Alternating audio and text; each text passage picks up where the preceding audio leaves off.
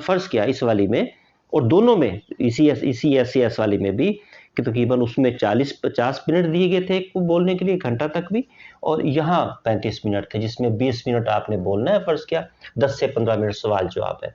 वो वाक़ई सवाल जवाब हुए। हाँ, ज़ाहिर है ऐसा जब नहीं आप कि वो जो सारे लोग जो पढ़े लिखे बैठे खानापुरी हैं। वाला मामला नहीं था। ठीक है। ये एक दफ़ा भी एहसास नहीं हुआ कि ये भर्ती की बात है, बट ठीक है कोई बात नहीं, हो जाए। पूरी बहसें हुई उसके बाद में भी रहती थी, जो कि खाने और हाँ, चाय की मेज़ तक जारी रहती ज़ाहिर है थी वो तो और चलेगा। उसके बाद तक उसका फ़ीडबैक आता रहा। यानी मुझसे फ़र्ज़ किया, अगर अपनी बात करूँ, 3 लोगों ने कम से कम राब्ता उन्हीं दिनों में भी किया, बाद में भी किया कि वो इस मौज़ू वो पे जो आप बात जानना कर चाह रहे रहे हैं। इसी तरह मैंने किया हैं, बहुत अच्छा। सारी चीज़ें।